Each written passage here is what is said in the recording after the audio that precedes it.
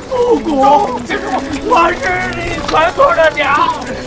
哎呀，师傅，我累了，你骂两句吧。啊，还没骂过一个时辰。被绑的二人原本是一伙强盗，借着讨口水喝的名义闯进人家。渴了，喝水。哦，喝水啊！额娘，倒2碗水出来呀！马七热情地将两人请进家里，并让女儿小妹倒2碗水来。由于小妹长得太过动人，陈六按耐不住跟了出去。13则跟马七打起话来：“您这家里有金银财宝没有？啊，就是有钱没有？有啊，给我，给你，啊，给我，给你干什么？您这还不明白啊？我是强盗。”就这样，马七被绑了起来，眼睁睁地看着13在家里翻箱倒柜。就在13翻出一串子铜钱的时候，陈六也没闲着，在外面逗着小妹：“去人家了吗？”哎，也不知道谁家的野小子占了这么大的便宜。就在这时，陈六发现3个官兵，历来强盗见着官兵就是走为上计。陈六赶紧让13躲起来，随后因为担心外面的小妹，又出去将人拉进屋内。可小妹的叫声还是引来了官兵，他们进入屋子到处搜索，见着草垛就一枪插了进去。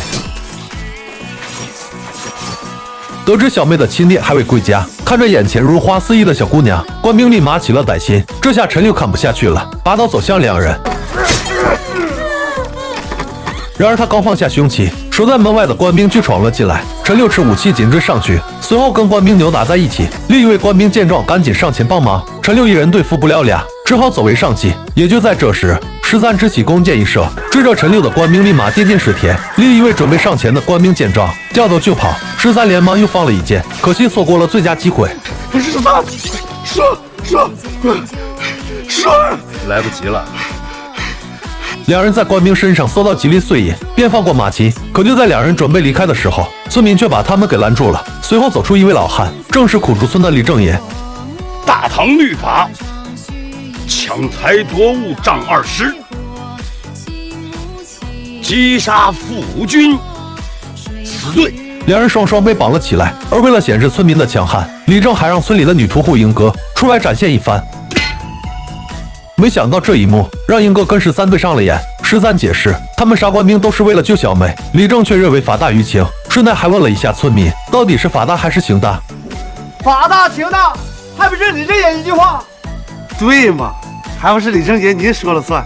小妹想替两人求情，可下一秒就被马七捂住了嘴巴。可到了夜里，两人却演起了大戏，一个特殊的笑话就拉近了跟村里人的关系。13立刻嚷嚷着要上厕所，单纯的村民很快就给13解开了绳子。结果下一秒，看守两人的村民就被13干翻。随后趁着月黑风高，两人逃往了竹林。可得知此事的李正却并不担心。竹海茫茫，陷阱遍布，明天一早上山寻找，找到最好，那找不到呢，报官再找。第二天，13和陈六果真掉进了陷阱。与此同时，一群官兵来到村里捉拿强盗，却认为李正放走了强盗。李正要解释强盗乃自行逃遁。放你娘的屁！你本人是常山赵子龙也没用，你少他娘的攀亲拉戚！官大一击逼死人，面对气势汹汹的火仗，李正只有低声下气的愤。但没想到报官来到，这些官兵比强盗还狠。光天化日大庭广众之下，就开始调戏良家妇女。这时候的李正一句话都不敢说了。而2名强盗也被五花大绑的带回村子，伙长将两人吊了起来，随后开始磨刀霍霍，让两人尝试一下被折磨的滋味。事后两人被关进柴房，英哥奉命前来送饭。与此同时，他悄悄在13的旁边放下了一把刀，借着这把刀，两人解开束缚逃了出去。临走前，13将刀子还给了英哥。但2人还没走出村子，他们就听见伙长的愤怒：不见强盗，击杀夫君！找不到强盗的官兵只能拿村民出气。13和陈六见状，干脆就跟官兵对干起来。一旁观战的赵四郎想要上前帮忙，却被李正狠狠阻止。但在看见陈六被官兵用剑抵着脖子的时候，赵四郎还是赶了过去。然而没杀过人的他，却怎么都下不了手。好在13及时射出一箭，陈六这才保下小命。不多时，伙长也中箭落马。颤颤巍巍的他很是不可思议，村民们都不敢上前，只有一名少女冲了上去。干了！你个野人，你连和尚爷爷敢穿啊！伙长爷，赶紧走，这俩强盗厉害了。果然够坚强的。这下无论如何也解释不清了。李正也越描越黑。我奉命管理苦竹林村30多年以来，没碰过这么狠毒。好家伙，我要活了！最终，这位伙长还是没能逃过被抹脖子的命运。2名强盗成了拯救村民的英雄。李正拿出村里的佳酿招待2人，可当陈六出门时，却被赵四郎一刀抵住了脖子。而此时的屋内，13已经发现了不对劲。李正爷，您是想把我们俩一块绑了去送官呢，还是想在这酒里下点毒，像要死条狗一样把我们俩一块要死？对于13的问题，李正并没有回答，而是自顾自地说着酿酒的方法。13再也忍不住，一边抽刀一边将李正给拉了出去。李正的嘴上依旧不忘所谓的大唐律法。随着村民破门而入，13发现陈六被绑在架子上，可还没等他上前相救，自己就被王给兜了个正着。次日2人被村民押送官府，路上陈六不忘破口大骂：没皮没脸的，没羞没臊，人心不古，我日你全村的娘！哎呀，师傅，我累了，你妈两句吧。也就在这时，13生出一计，直接跪倒在一个胖兄弟面前。胖兄弟，只要你今天把我给放了，这缸里的财宝啊，我就分给你们大家伙儿。你说话算数。我这么大男人都给你跪下了。面对金银财宝的诱惑，胖兄弟瞬间心动。赵四郎称其丢脸，果不其然，胖兄弟很快就丢进全家的脸面。奶奶，奶奶呀！不过重获自由后，13和陈六也没有急着离去，而是返回村子，将忘恩负义的李正给吊了起来，顺便打家劫舍一通。因为江高里有财宝的事告诉了大家，所以13深夜将财宝偷偷转移了地方。至于早就吸引小妹的陈六，则直接跑进人家家里。哎呀，师傅，你作孽呀！回屋去！我当你个娃娃！我说，你听我说，听我说。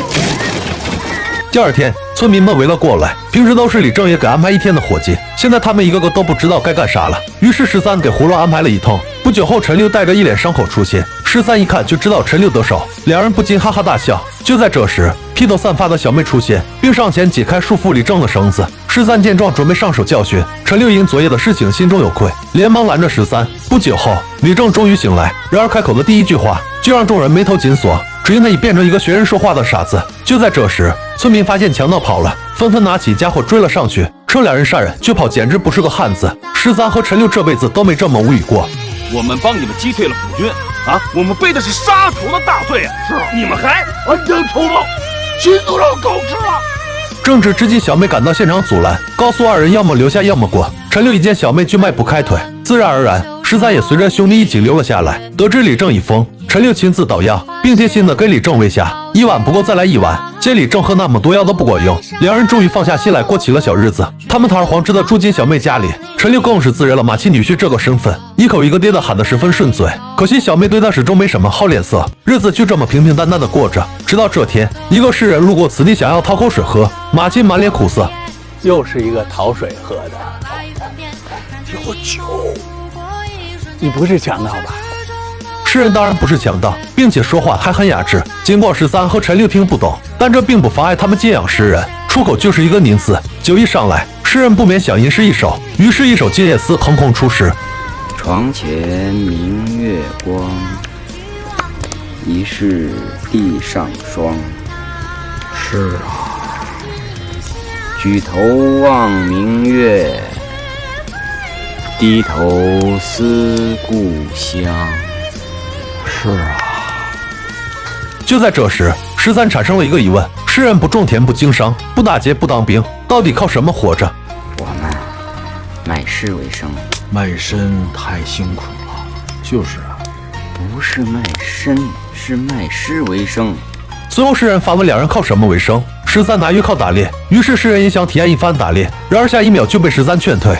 您呐，还是离开这儿吧，这个村子您待不住。于是待不住的诗人趁着月色离开了，但13却开始羡慕诗人的自由。他开始受不了被关在这小村子里的日子。女屠夫刚要杀鸡，门口走来一强盗。杀你比杀猪还容易。女屠夫举起一把杀猪刀，男人却丝毫不惧，摘下佩剑和刀，一步步靠近。女人立刻心疼地扔掉杀猪刀，然而13费了半天劲，却连女人的腰带都咬不开，只能先脱掉女人的鞋子。就在这时，外出捉鸡的长寿回来了。13件好事被破坏，二话不说就穿衣走人。英哥开口挽留，称陈六都要留下来了，意思已经不言而喻，但13还是走了。另一面，陈六和小妹的关系已经有所缓和。经过不断的死缠烂打后，小妹终于主动给陈六盛了一大碗饭。然而这本该令人高兴的一幕，13的内心却极为不快，他不愿留在这一小方天地度过余生。陈六劝他将英哥娶了祖哥家，结果换来13一顿暴打。我告诉你，你要留下，罗家就得死。我娘不，我就死。我这就让你死！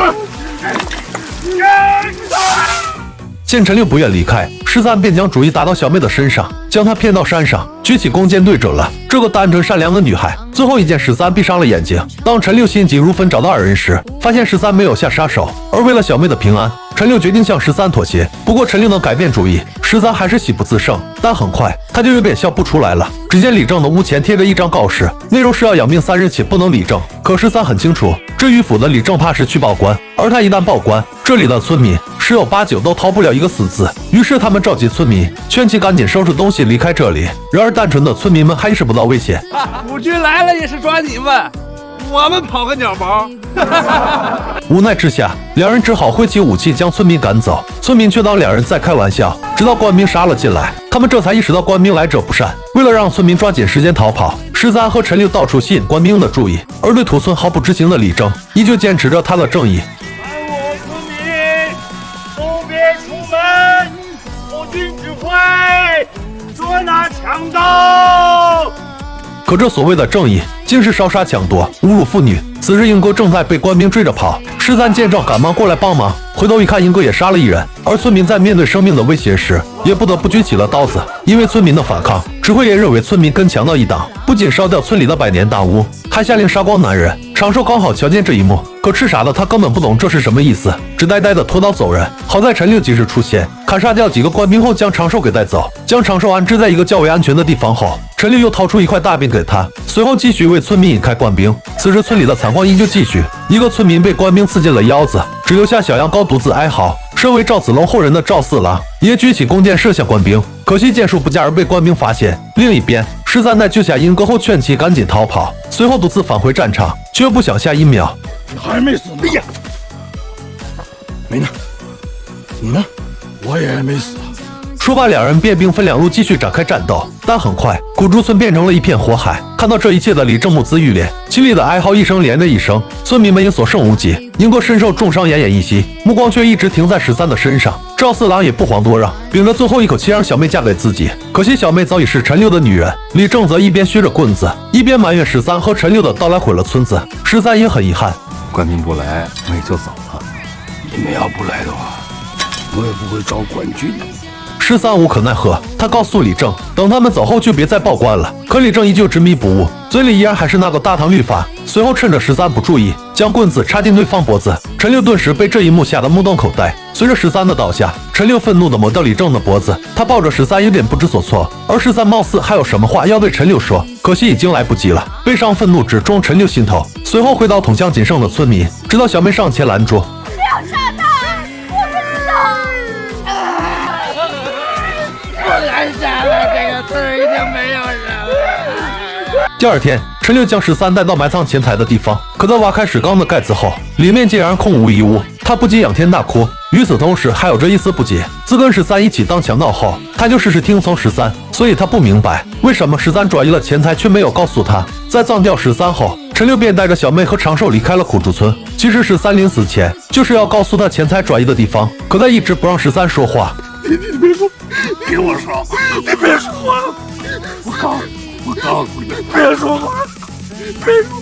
直到几十年后，白发苍苍的陈六又带着小妹和长寿回到这里，看着突然闯进的3人，他们眼中充满了好奇，甚至还将3人当成了妖怪。击败过13后，本是阴雨的天气竟突放光明。恍惚中，陈六看见了年轻时候的自己，跟着13一起闯荡江湖。而在这之后，他便永远合上了眼睛。看完故事的我，内心百感交集。如果一开始就像13所说的，李正不报官，他们也就走了。但遗憾的是，识君之路的李正只有大唐律法，强盗都是坏的，官和民都是好的。也正是他这种迂腐的观念，将本与世无争的村子一步一步推向了深渊。